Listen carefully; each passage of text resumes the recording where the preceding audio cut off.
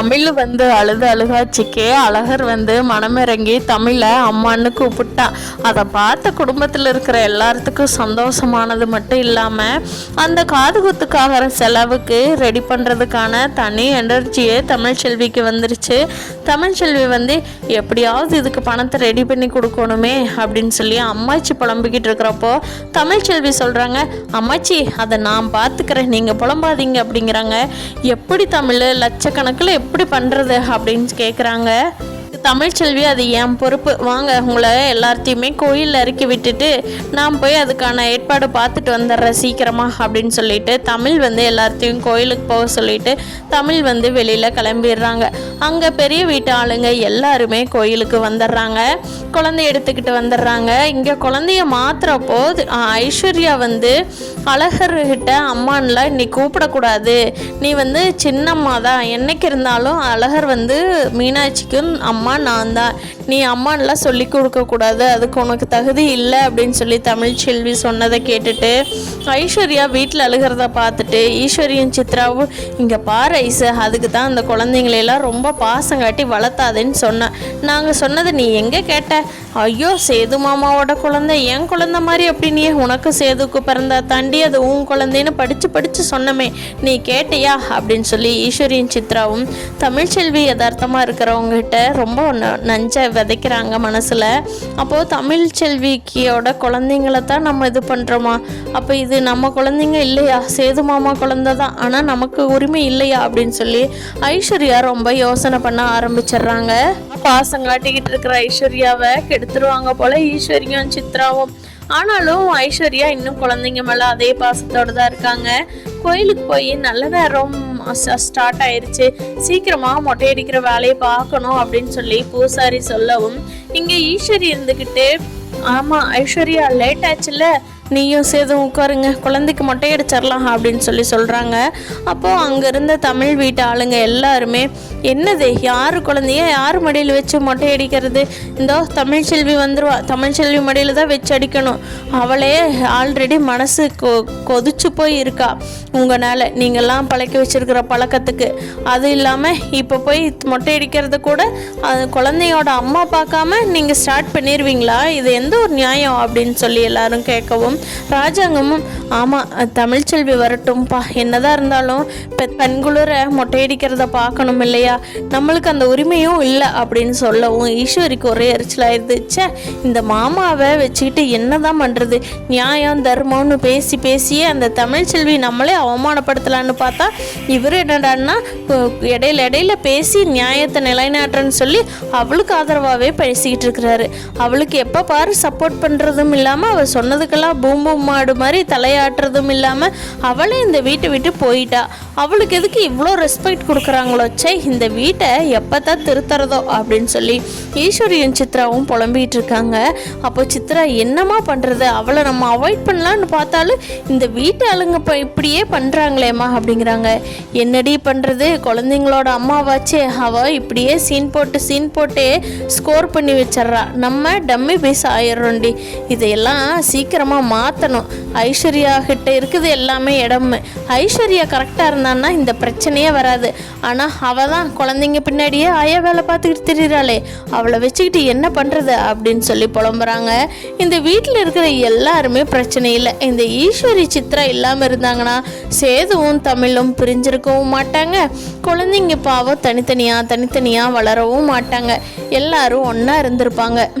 நல்ல நேரமே முடிய போகுது, எங்கே உங்கள் தமிழ்ச்செல்வி இன்னும் காணோம், தமிழ்ச்செல்வி பார்த்துக்கிட்டு இருந்து குழந்தைங்களுக்கான நல்ல நேரத்தை விட சொல்கிறீங்களா அப்படின்னு ஈஸ்வரி முந்திக்கிட்டு கேட்குறாங்க. அப்போ அங்கே பூஜை செய்கிறவர் சொல்கிறாரு, அம்மா குழந்தையோட அம்மா இல்லாமல் பண்ணக்கூடாதுமா, அது அந்த சாமிக்கு அடுத்த குத்தமாயிரும், மாதா பிதா குரு தெய்வமே மாதாவுக்கு அப்புறம்தான்ம்மா, அம்மா இல்லாமல் ஒரு விசேஷம் பண்ணவே கூடாதுமா, அது மிகப்பெரிய பாவம், அந்த அம்மா வெளியில் அவசர வேலையாக போயிருக்காங்கன்னா வந்துருவாங்கன்னா வரட்டும் வரட்டும், நம்ம வெயிட் பண்ணுவோம். அந்த அம்மாவாக பார்த்து நீங்கள் பண்ணுங்க, நான் வெளியில் இருக்கிறேன்னு சொன்னால் மட்டும்தாம்மா நம்ம பண்ணணும், இல்லைன்னா குத்தம் ஆயிரும்ல அப்படின்னு சொல்லவும் சித்ரா, ஐயோ இவங்க வேற நம்மளோட மனசு புரிஞ்சுக்காம தெய்வ குத்தம், சாமி குத்தம், மாதா குத்தம்னுக்கிட்டு இருக்கிறாங்க அப்படின்னு சொல்லி இன்னுமே சித்ராவுக்கு ஈஸ்வரிக்கு ரொம்ப வைத்தறிச்சல் ஆகுது. இப்போ தமிழ்ச்செல்வி வந்து வேகமாக வர்றவங்க ஒரு பேக்கில் பணத்தை எடுத்துக்கிட்டு ஒரு ஆட்டோ எடுத்துக்கிட்டு வர்றாங்க. அப்போது அங்கே இருக்கிறவங்களாம் பார்த்துட்டு எங்கே இவ காரில் போனவன் ஆட்டோவில் வர்றாளே அப்படின்னு சொல்லிக்கிட்டு தமிழ் வீட்டு ஆளுங்கள்லாம் பார்க்குறாங்க. அப்போது பார்க்குறப்போ தமிழ்ச்செல்வி அந்த பேக்கில் இருந்து எடுத்து பணத்தை கட்டுக்கட்டாக எடுத்து கொடுக்குறாங்க. 7.5 லட்சம் தானே என் கணக்கு, இந்தாங்க 7.5 லட்சம் காசு கொடுத்தாச்சு, என் குழந்தைங்களுக்கு நானும் நிம்மதியாக மொட்டை அடிக்கிறேன் அப்படின்னு சொல்கிறாங்க. அப்போது சாமி வந்து வாங்க, நீங்கள் தான் குழந்தைங்களோட அம்மாவா, உங்களுக்காகத்தான் எல்லாரும் வெயிட் பண்ணிகிட்டு இருந்தோம், வாங்க குழந்தைங்கள அம்மா அப்பா 2 பேரும் மடியில் வைங்க, மொட்டை அடிச்சிடலாம் அப்படின்னு சொல்லி குழந்தைங்கள மடியில் வச்சு மொட்டை அடிக்கிற ஃபங்க்ஷன் சிறப்பாக செஞ்சு குழந்தைங்களுக்கு மொட்டையும் போடுறாங்க. அதை பார்த்து தமிழுக்கு அப்படியே ரொம்ப சந்தோஷமாக இருக்குது. இடையில அழகர் வேற அம்மா அம்மான்னு சொல்லி தமிழ்ச்செல்வி கூட ரொம்ப ஒட்டிக்கிட்டா இந்த வாரம். அதனால் தமிழ்ச்செல்விக்கு இன்னுமே சந்தோஷமாக இருக்குது. அப்புறமா தான் பாட்டிமா கவனிக்கிறாங்க, ஆமாம் இவ ஆட்டோவில் வந்தாலே காசு என் கொண்டுகிட்டு வந்தாலே என்ன பண்ணு நான் காசுக்கு அப்படின்னு சொல்லிட்டு பாட்டிமா மொட்டையடிச்சு முடிச்ச உடனே போய் கேட்குறாங்க, என்ன தமிழ் என்ன பண்ணுன காசுக்கு, ஆமாம் ஆட்டோவில் வர்ற கார் எங்கே அப்படின்லாம் கேட்குறாங்க. இங்கே பாருங்க அம்மாச்சி, நான் வந்து காரை கொடுத்துட்டேன், அந்த காரை வச்சுக்கிட்டு இவங்க முன்னாடி என்னால் அசிங்கப்படுறது, அதனால் நான் காரை கொடுத்துட்டு 7.5 லட்சத்தை அமௌண்ட்டு போச்சு, அந்த அமௌண்ட்டு வாங்கிட்டு வந்துட்டேன், மொட்டை அடிக்கிற ஃபங்க்ஷன் சிறப்பாக பண்ணணுங்கிறக்காக. ஏண்டி கார் எதுக்கடி கொடுத்த, உனக்கெல்லாம் எப்படி இருக்குது, அந்த குழந்தைங்கள பத்திரமா கூட்டிகிட்டு போகணுன்னு தானே கார் இருந்துச்சு அப்படிங்கவும், ஆமாம் பாட்டி, இவங்க முன்னாடி அசிங்கப்படுறத விட எனக்கு பஸ்ஸில் போகிறது ஒன்றும் சிரமமாக தெரியல, அதனால் நான் காரை விற்றுட்டு தான் இந்த ஃபங்க்ஷன் பண்ணுறேன், இவங்க முன்னாடியெல்லாம் என்னால் காசு இல்லாமல் இருக்க முடியாது அப்படிங்கிறாங்க. பாட்டி இருந்துக்கிட்டு அதுக்கு ஏன் தமிழ் இப்படி பண்ணுன அப்படின்னு சொல்லி ரொம்ப கஷ்டப்படுறாங்க. பரவாயில்ல பாட்டி, எனக்கு ரொம்ப சந்தோஷமாக தான் இருக்குது, நான் மனநிறைவோடு தான் இருக்கிறேன் அப்படின்னு சொல்கிறாங்க. ஃபங்க்ஷனை சிறப்பாக பண்ணி முடிச்சதுக்கப்புறமா ராஜாங்கம் கவனிக்கிறாங்க, இவ்வளோ காசு எப்படி தமிழ்ச்செல்வி ரெடி பண்ணுனான்னு சொல்லி தன்னோட அம்மா கிட்ட கேட்குறப்போ பாட்டிமா சொல்கிறாங்க, ராஜாங்கம் அவள் காரை விற்றுட்டு தான் அந்த காசை கொண்டுட்டு வந்து கொடுத்துருக்குறான், அவ்வளோ ரோஷக்காரியாக இருக்கிறா, என்ன தான் பண்ணுறது, அவள் கஷ்டப்படக்கூடாதுன்னு காரு கொடுத்தா அவள் இப்படி பண்ணிட்டாடே அப்படின்னு சொல்லி பாட்டிக்கு தான் ரொம்ப மனசு கஷ்டமாக இருக்குது.